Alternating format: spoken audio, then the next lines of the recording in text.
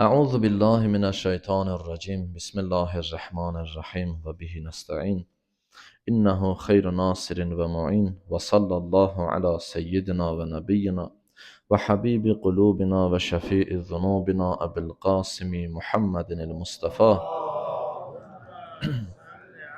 صلى الله عليه وعلى آله الطيبين الطاهرين ولعنة الله على أعدائهم أجمعين من الآن إلى لقاء يوم الدين.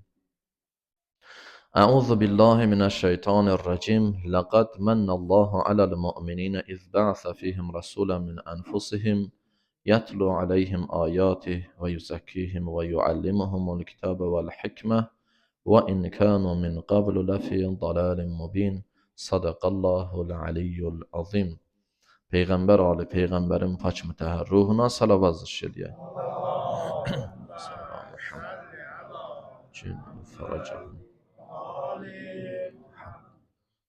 Bəli əzizlər, bugün bayramdır. Hər iki bayram xalqımız üçün mübarək olsun, sizlər üçün də mübarək olsun. Allah bizim hər günümüzü bayram eləsin inşallah.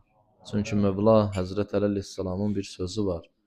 Buyurur, bütün o günlər ki günahsız keçə insan, o günlərdə günah eləməyə fəhvə eydun, həmən gün insan üçün bayram hesab olunur. Yəni bayram insanın günahdan uzaqlaşması iləndir. Nəinki bayram günü insan günahını artırar, günahını çoxaldır. Bir yerdə ki bayram hesab olunur, o günahdan insanın uzaqlaşmasına görədir. Bir yerdə ki bayram hesab olunur, insanın savabının və müsbət əməllərinin çoxluğuna görədir. Və bu gün də həm cümə günüdür. Cümə gününün özünə məxsus çəkisi var Allah qatında. O gündə tövsiyə olunur müəyyən əməllər, dualar.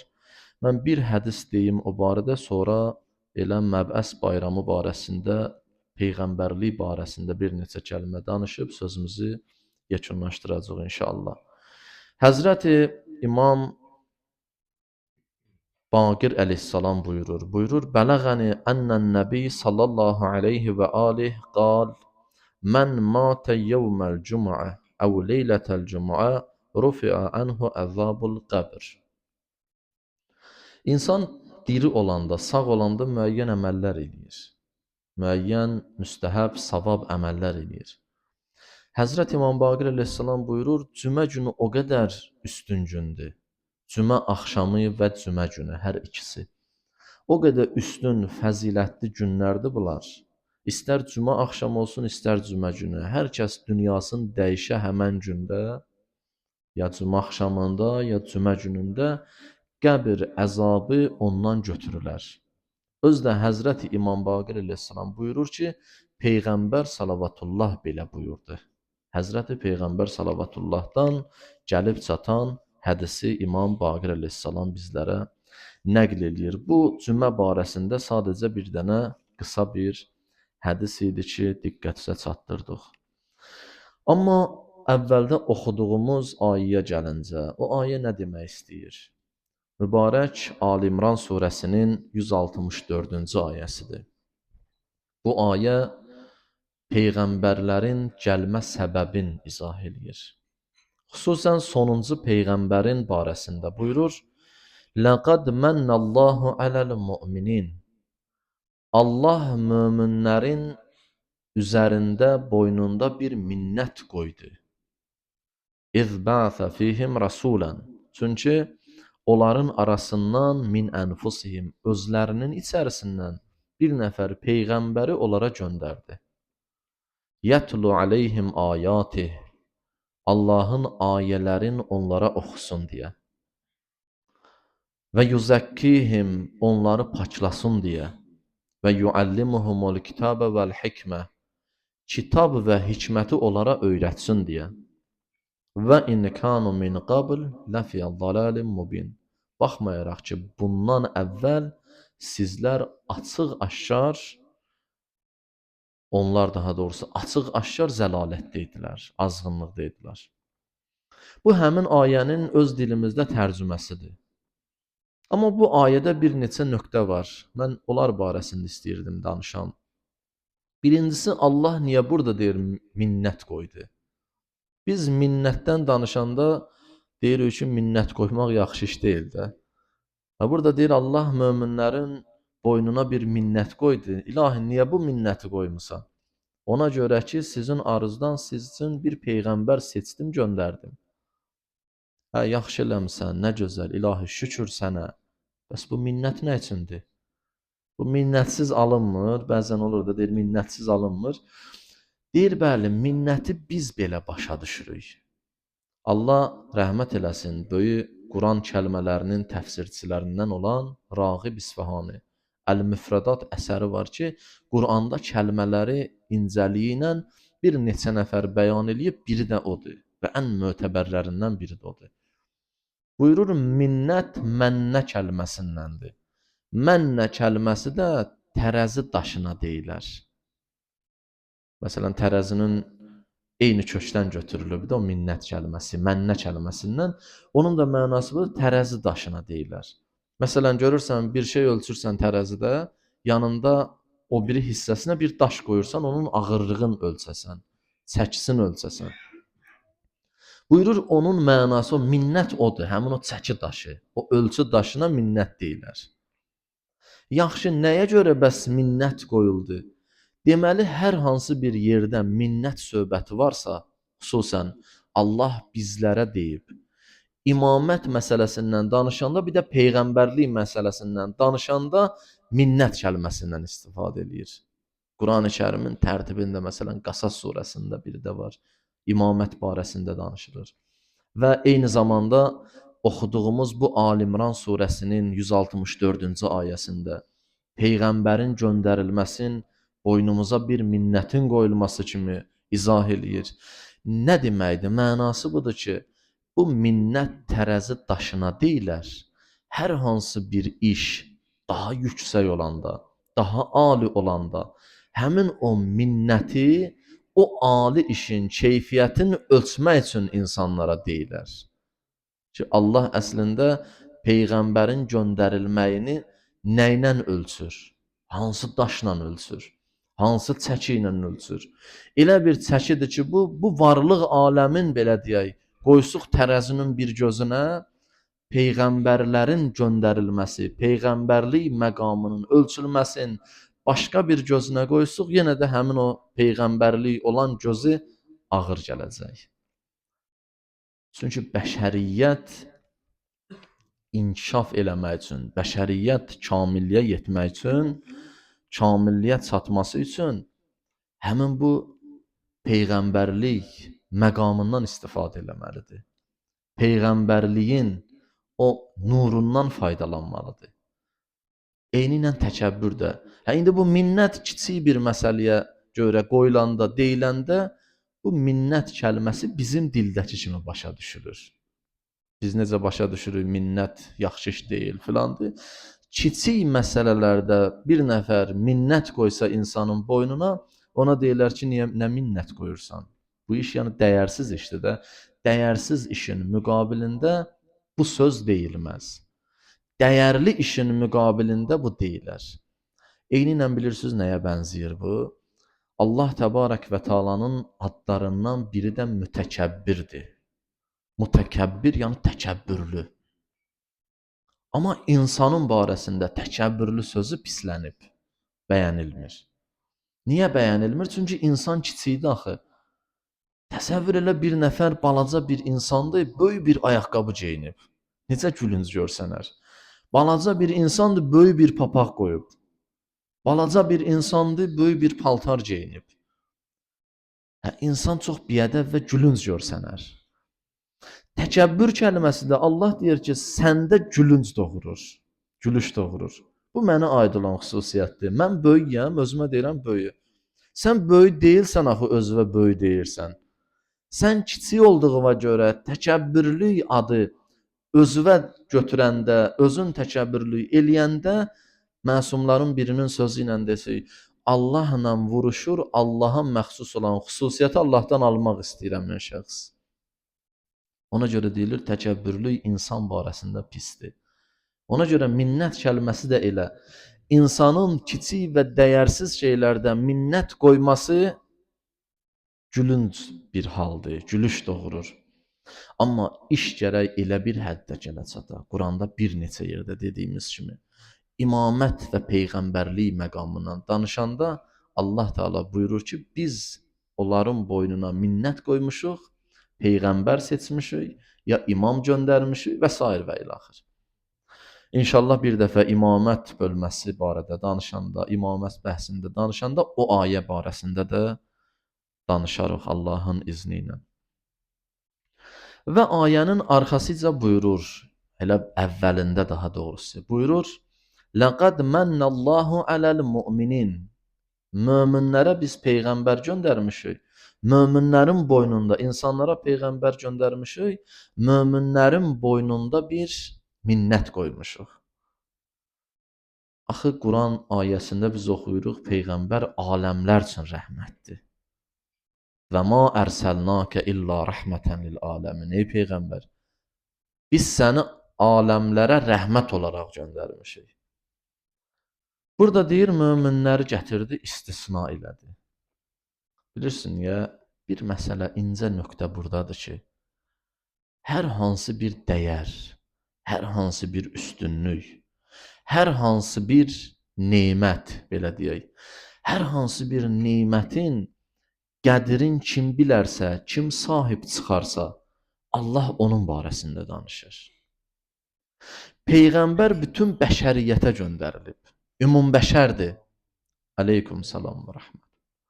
Peyğəmbər ümumbəşərdir. Peyğəmbərlər ümumbəşərdir. Bütün varlıq aləminə göndəriliblər. Amma kim ondan istifadə eləyir? Allah buyurur ki, olardı o nemətin qədrini bilən. Kim sahib çıxır, Allah onlar barəsində danışır. Günün işığı bütün bəşəriyyəti öz nuruna boyuyur, günəşin işığı, şüası. Bütün varlıq aləmini canlandırır. İndi bir nəfər qaza yerin altında, dərinliyində, o şüanın nüfuz eləmədiyi bir yerdə gedib gizlənə, deyir da o özü istisna olur bu qanundan. Buna da göndərilmişdi o, buna da aid olacaqdı o. Amma insan özü imtina elədisə, artıq o nemətə sahib çıxmaq istəmirsə, onun öz problemidir və onun öz qüsurudur. Mən istəyirəm bir neçə kəlmə bu ayədən əlavə. Ümumiyyətlə, peyğəmbərlik niyə var? Bu, əslində maraqlı bir sualdır. Çox da geniş bir cavabı var. Amma mən qısa danışacağam. Bu, elə məclisimizə uyğun olsun, qısa olsun. Biz bilirik ki, Allah bizim fitrətimizdə yaxşılığı sevmək, pisliyə acıq gəlmək xüsusiyyətləri qoyub. Bizim fitrətimizdə yaxşı tərəfə yönəlmə var. Yaxşılığımızla pisliyimizi biz seçə bilirik. Dinimizdən, əqidəmizdən asılı olmayaraq. Hətta qeyri-müsəlmanlar, hətta ateistlər belə özlərinin xeyri ilə zərərin müəyyən eləyə bilirlər. Çünki bu, insanın fitrətində olan bir xüsusiyyətdir. İnsan ağıllı bir varlıqdır. Allah ağıl verib insana. Və müdriklik potensialına malikdir. Yəni nə? Yəni müdrik ola bilir. O qədər ağıllı olur, ağıllı işlər görür, ağıllı hərəkətlər eləyir. Gəlir olur müdrik, olur hikmət sahibi. İnsan bu xüsusiyyətlərə malik olduğu təqdirdə peyğəmbərlik nəyə görə təzədən göndərilsin?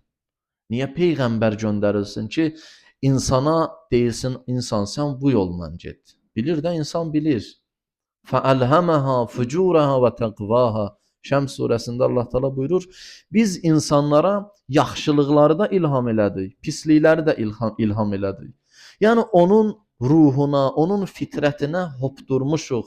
O yaxşılıqlar və pislikləri tanıyır. İnsana bundan artıq nə lazımdır? İnsan bilir xeyrinə nədir, zərərinə nədir. Peyğəmbərlər niyə gəldi? Peyğəmbərlərin gəlişinin hədəfi nədir? Allah deyir ki, peyğəmbərlər gəlib onlara hikmət öyrətsin. Onlara kitab gətirdin, öyrətsin. onları paklasın. Axı Allah mənə ağıl verib, mən düşünə bilirəm, mən müdrik ola bilirəm. Mən paklanmağı bilməyəcəm. Mən elm öyrənməyi bilməyəcəm. Mən hikmət öyrənməyi bilməyəcəm. Bax Allah ağıl verib. Ağıl insanın batini peyğəmbəridir, hədislər buyurur. Nəyə görə bizim fitrətimiz yaxşılığı bizə deyə bilir, pisliyi bizə göstərə bilir. Və hədaynahun nəcdeyn buyurur, iki yolun ikisini də insana biz göstərdik. Yaxşılıqları da biz insanlara dedik ki, bu yaxşıdır, Bələd surəsində. Pislikləri də dedi insan, bu pisdir. İndi bundan sonra təzədən peyğəmbər göndərir. İlahi, nəyə görədir bu peyğəmbər? Düzdür, bu sualların da yeri var, iradların da yeri var. Amma bir məsələ insanın diqqətinə çatdırılmalıdır ki, hər bir insanın. İnsanı Allah unutqan yaradıb. Bu nemətdir, bu Allahın bir rəhmətidir.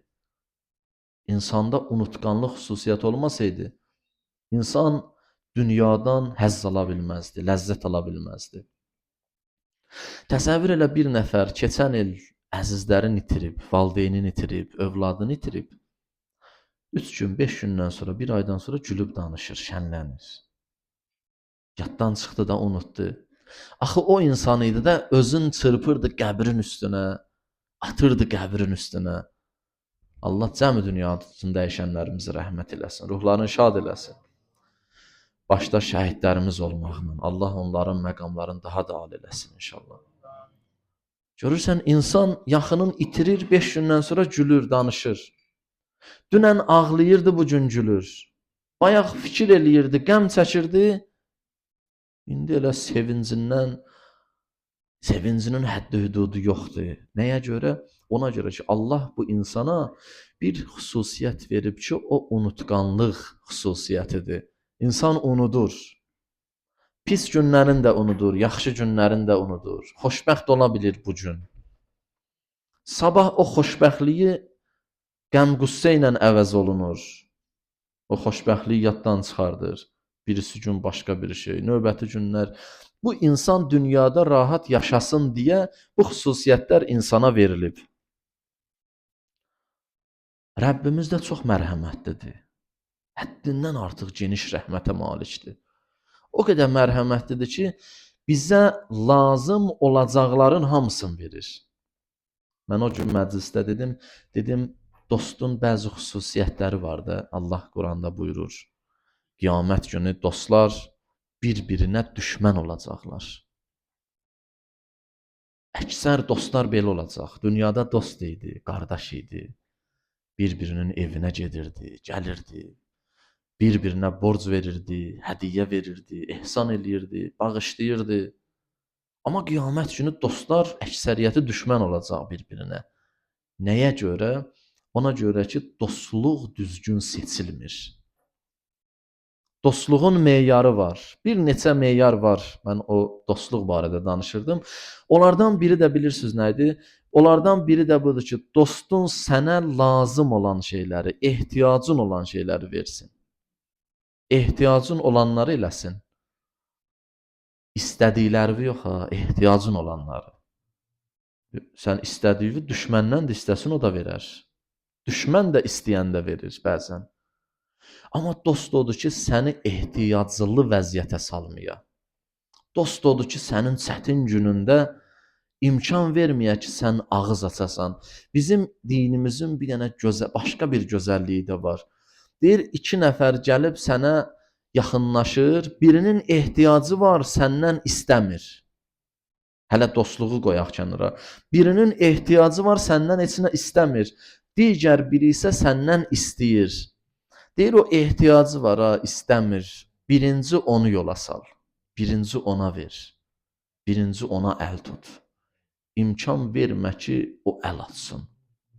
O da istəsin. Onun abrı getsin, onun həyası getsin. Dostluğun meyarlarından biri də budur. Budur ki, dostun ehtiyacı olanda həmin dost onun ehtiyacını ödəyə. İstədiyin verə yox, ehtiyacını təmin eləyə. Bizim ən böyük və ən birinci dostumuz, ən mərhəmətli dostumuz bizim Rəbbimizdir. Ona görə Xəlil, yəni Rəbbimizin dostu, Həzrəti İbrahimə də Allah Xəlilullah deyirdi. Yəni mənim dostum. İbrahim əleyhissalamın elə ki Həzrəti Əzrail əleyhissalam gəldi qəbz ruh etməyə, yəni ruhun qəbz eləməyə, almağa. Həzrəti İbrahim əleyhissalam dedi, get mənim Rəbbimə de, dost da dostun canın alar. Dost da dostu öldürər, lap loru dildə desin. Həzrəti Əzrail əleyhissalam gedir, Allah təzədən göndərir.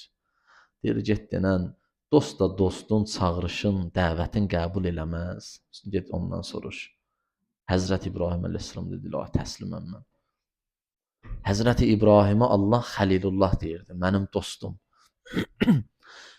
İnsanların hər biri ilə Allah dostdur, bizim Rəbbimiz dostdur. Mərhəmətlidir, lütfkardır və bizim ehtiyacımızı təmin eləyir. Bilir ki, dünyaya gəldik, anadan olduq, bizə hələ ki diş lazım deyil. Ona görə ana bətnində diş vermir bizə. Dünyaya gəlirik, yavaş-yavaş dişə ehtiyacımız olanda verir. Hələ mən məsələn deyirəm də, yəni göz qabağında olanları. Diş verir, eşitmə qabiliyyəti verir, görmə qabiliyyəti verir. Ana bətnində olan uşaq fikirləşirdi ki, ilahi, bu qulaq nə üçündür? Bu göz nə üçündür? Mən görmürəm, eşitmirəm. Bu ağız nə üçündür? Bu burun nə üçündür? Bunlara mənim ehtiyacım yoxdur. Allah insana gətirdi dünyaya, ana bətnindən artıq çıxdı, xaric oldu. Ondan sonra insan baxdı dünyaya, müəyyən zamandan sonra. Dedi, ilahi, şükür sənə və yətəfəkkərunə fi xalqis səmavati vəl ərz. Onlar göylərin və yerin yaradılışında təfəkkür eləyərlər, fikirləşərlər. İnsan baxar özünə fikirləşər, ətrafına fikirləşər, səmaya fikirləşər. Ağıllı insanın xüsusiyyətini Allah Quranda belə bəyan edir. Onlar baxarlar, deyərlər, ilahi, şükür sənə, mənim ehtiyacımı vermisən. Nəyə ehtiyacım var, həmin ehtiyacımı təmin eləmisən. Allah təbarək və teala lütfkardır, mərhəmət sahibidir. İnsanın ehtiyacını verir. İnsana lazım olanların hər birin insana verir. Və eyni zamanda əgər peyğəmbərləri göndərməsəydi, ilk insan hələ elm inkişaf eləməyib.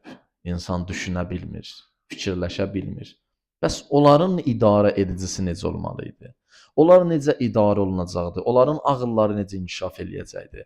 Peyğəmbərlik ilk zamanda, yəni yaradılışın əvvəlində göndərildi insanları düşündürə bilsin, fikirləşdirə bilsin. Bu gün nəyə görə göndərilib? Bu gün də onu kamil bir həddə gəlib çatdırmaq üçün. Başqa sözlə desək, Allah əgər peyğəmbər göndərməsəydi, bu bilirsiniz nəyə bənzəyərdi? Elə bir nəfər sizi qonaqlığa çağırıb, amma ünvan və yolu deməyib. Qonaqlığa çağırıb. Gələrsən, qonaq eləyəcəm səni. Ziyafət verəcəm sənə. Amma nə ünvanı var, nə yolu, heç biri müəyyən deyil. Sən də gedəcəksən, bilmirsən hara gedəcəksən. Allah hikmət və idrac qonaqlığına çağırır. İnsanı kamillik qonaqlığına çağırır. Və Allahın mərhəmət və rəhməti, lütfkarlığı Allahı, belə deyək də, başqa sözlə desək, vacib eləyib ki, insana o yolu da göstərsin, ünvanı da göstərsin.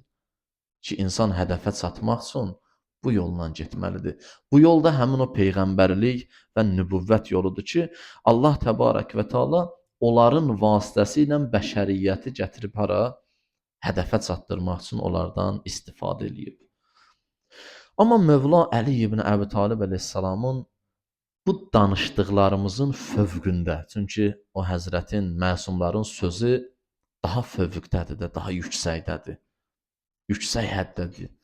Nəhcül Bəlağədə birinci xütbədə ki, orada Allahın barəsində ibadət, müəyyən haqlardan danışır, müəyyən mövzulara toxunur, sonra peyğəmbərlərin gəliş səbəbini izah eləyir. Deyir, peyğəmbərlər bilirsiniz niyə gəlib? Fəbəəsə fihim rusulə. Allah peyğəmbərlərin göndərdi. rəsulların göndərdi. İnsanların arasında seçdi və vatərə ileyhim ənbiyaə və insanların arasına göndərdi həmin o peyğəmbərlərin, nəbilərin. Nəyə görə? Liyəstəduhum mithaqə fitrətih. Həzrət Əli əleyhissalam buyurur ki, insanların o fitrətlərinin bağladığı əhd peymanı icra eləmək üçün. Allah istədi ki, insanlar fitrətən əhd peyman bağlamışdılar. Quran-ı Kərimdə buyurur, biz Adəmi yaratdıq və Adəmin nəslindən olanları yaratmamışdan əvvəl, o əvvəlki aləmdə biz onlarla əhd peyman bağladıq. Dedi ki, ələstə bi rabbikum, mən sizin Rəbbiniz deyiləm. Qalu bəla şəhidna. Dedilər, bəli, əlbəttə bizim Rəbbimizsən. Yəni biz dedik. Biz unutqanıq bilmirik, indi yadımızda deyil onların heç biri. Amma bizdə Allah rəhmət eləsin, alimlərimizdən biri, böyük bir təfsir alimlərindən biri deyir, əslində o aləm başqa bir yer deyildi. O potensial verilmişdi insana, o istedad verilmişdi insana ki, insan fitrətən Rəbbin tanıyacaq və Rəbbinə itaət eləyəcək. Allah ona işarə eləyir. İndi o elə deyir. Amma hər halda, hər iki halda nəticə eynidir. İnsana yaranmamışdan əvvəl Allah insandan söz alır. Mən sizin Rəbbinizəm. Əlbəttə, qalu bəla. Dedi ki, bəli. Və qalu bəla şəhidina. Özdə biz də şahidik, ilahi. Sən bizim Rəbbimizsən. Deyir, yaxşı, həmin o, Həzrət Əli əleyhissalam buyurur, həmin o əhd peymanı insandan istəyir, peyğəmbərləri göndərdi ki, Allah istəsin insanlardan o əhd peymana əməl eləsin. Peyğəmbərliyin göndərilməsinin səbəbi budur. Və yuzəkkiruhum mənsiyyə ni'məti. Unudulmuş nemətləri insanlara xatırlatsın. İnsanlara desin ki, bilirsən, Allah sənə nələr verdi. Allah sənə bu xüsusiyyətləri Allah verdi. Bu nemətləri Rəbbimiz verdi. İnsan unutqandır. Nə qədər inkişaf eləsə, nə qədər zirvəyə yüksəlsə, nə qədər təkamülə yetişsə, o unutqanlıq xüsusiyyəti onun fitrətindədir. Görürsən, bəzən qəflətdə ola bilir, bir anlıq. Bəzən unuda bilir. Bu unutqanlığa görə Allah Taala rəhmət sahibidir axı. İstəmədi bəndəm unudaraq məndən uzaqlaşsın. İnsan unutsa gedib şeytanın tələsinə düşəcək. Bu təliyə düşməmək üçün Allah peyğəmbərləri göndərdi. Və vatərə iləyhim ənbiyaə. Həzrət Əli əleyhissalam buyurur, biri digərinin ardıcan. Və vatərə, yəni birin digərinin ardıcan peyğəmbərlərin göndərdi. O arasını kəsmədi o peyğəmbərlərin ki, insan birdən qəflətə düşər. Və gördüyünüz kimi Allah heç bir zaman yer üzərin höccətsiz buraxmadı. Həmin o qəflətdən qurtarmaq üçün. Sonuncu peyğəmbərdən sonra imamət məqamın başladı. 12 imam təyin elədi. Biri digərinin ardıca. İlahi, nəyə lazımdır? Peyğəmbərlik oldu, tamamlandı, missiya tamamlandı, artıq qurtardı. Bəs bu imamət nəyə lazımdır? Deyir, bəli, imamət lazımdır ona görə ki, siz unutmayasınız. Axı unutqansınız siz. Sizin yaradılışınızdır. Yəni bizim günahımız deyil ha, unutqanlıq. Bizim fitrətimizdədir bu. Amma unudasan və peyğəmbərlərə və imamlara da itaat eləməyəsən, problem budur. Unutdun, bunu bildi, bağışladı. Amma yada salmaq üçün, xatırlamaq üçün və yuzəkkiruhum mənsiyyə ni'məti. Unudulmuş nemətlərin xatırlatmaq üçün peyğəmbərləri göndərir. Ki, unutma. Və kəzalikəl yevmə tunsa. Bu gün də sən unudulmusan. Allah göstərməsin, qiyamət günü insana bu cümlə deyilsə, insanın ən pis halıdır. Deyir, insanları biz bir qrup insanları məhşərə kör gətirəcəyik. Mən a'rada an zikri fə innə ləhu məişətən dənka. Biz hər bir şəxs bizi zikr eləməkdən üz döndərsə. İlahi, nəyə görə? Deyir, ona görə ki, mən göndərdim də 124 min peyğəmbər. Unutdun, bilirəm, başa düşürəm. unutqansan. Amma mən peyğəmbərlər göndərdim biri digərinin ardıcına ki, sənə o unudulmuş nemətləri xatırlatsın. Biləsən, başa düşəsən ki, mən sənə nələr vermişəm və nələr verməkdəyəm. İndi oturmusan, küfr eləyirsənsə Allah göstərməsin, yenə də Allahın verdiyi nemətlərlə eləyirsən. Allahın o verdiyi vasitələrdən istifadə eləyirsən, Allahın hətta özünə qarşı. Bu gözəllikləri mən sənə bəxş eləmişəm. Şükür eləmək əvəzinə neynirsən? Sən küfr eləyirsən. Buyurur, hər kəs məni zikr eləməkdən üz döndərsə, dünyada ona bir bəla göndərərəm. Məişətən danka, sıxıcı bir həyata mübtəla eləyərəm. Həyatda o rahatlıq tapa bilməz. O ancaq narahatçılıqla üz-üzə gələr. Yeyər, içər, gəzər, dolanar, amma daxildə onda bir sıxıntı yaranar. O sıxıntının bir dənə çarəsi var, bir dənə dərmanı var. Ya mən ismuhu şəfa. Kumeyl duasında oxuyuruq. Ey o varlıq ki, onun adı şəfadır. Və zikruhu dəva. Zikri dərmandır, müalicədir. Həmin mənim zikrimdir o müalicə. O sıxıcı həyatdan qurtarmağın bir yolu var, məni zikr elə, məni xatırla. Və nəhşuruhum yevməl qiyaməti a'ma. Və qiyamət günü onu məhşərə kör gətirərik. Allah göstərməsin. İnsan nə deyəcək qiyamət günü? Baxır, görür, göz yoxdur məndə. Görmürəm, köram. Deyəcək, ilahi, mənim dünyada gözüm var idi axı.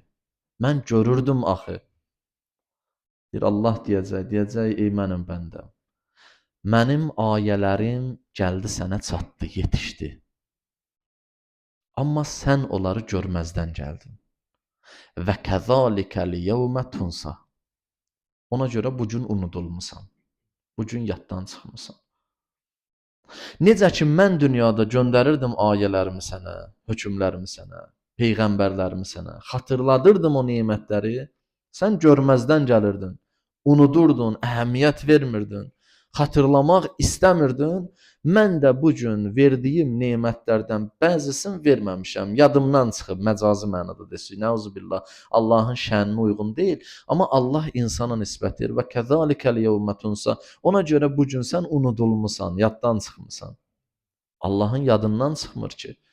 Sadəcə Allah insana dünyada bir ibrət olsun deyə deyir, sən də əgər mənim yadımdan çıxsaydın, müəyyən o nemətlər, müəyyən o verdiyim dəyərləri sənə verməsəydim, sən də məhv olardın, sən də aradan gedərdin.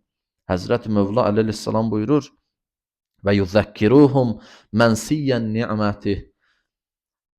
Unudulmuş nemətləri peyğəmbərlər gəlib ki, insanlara xatırlatsın. Və yəhtəccu aleyhim bit-təbliğ. Və peyğəmbərlərin işi budur ki, Allahın son höccətini tamamlasın. Axırıncı bəhanəsini kəssin, belə deyək. Son höccəti tamamlasın, bizim sadə dilimizdə desək, son bəhanəsi kəsilsin insanın.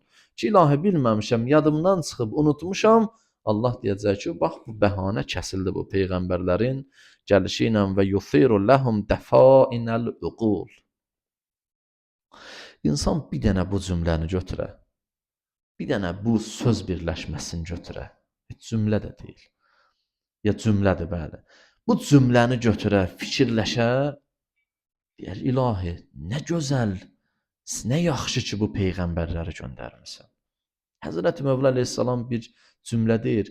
Bu cümlə ilə bütün bu peyğəmbərlərin gəlişinin, hikmətin sanki peçatın vurur ki, həqiqət budur, real həyat budur. Həyata belə baxmaq lazımdır. Nəinki peyğəmbərlər gəldi, belə eləyəcək filan. Yox, deyir, real həyat budur. Allah belə deyir. Deyir, Allah peyğəmbərləri göndərdi ki, ağıllarda dəfn olunmuş xəzinələri peyğəmbərlərin vasitəsilə aşkara çıxartsın. Gör insanın ağlında, insanın batinində necə xəzinələr yatır. İnsanın özü də ən böyük xəzinədir. İnsanın özü də Zəlzələ surəsində Allah Taala buyurur: "İza zulzilatil ardu zilzalaha." Elə ki qiyamət günü möhkəm zəlzələ oldu, yer titrədi və əxrəcətil ardu əthqalaha. Yer öz ağırlıqlarını çıxardacaq, atacaq çölə.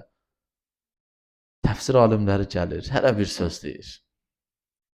Biri deyir qızıl çıxacaq, biri deyir nə bilim yerin sərvəti, yeraltı sərvətləri çıxacaq. İndi nə olur olsun, hərə bir sərvət deyir.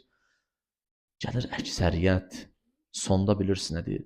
Deyir yer üzərində, yerin içərisində, altında insandan daha qiymətli sərvət yoxdur.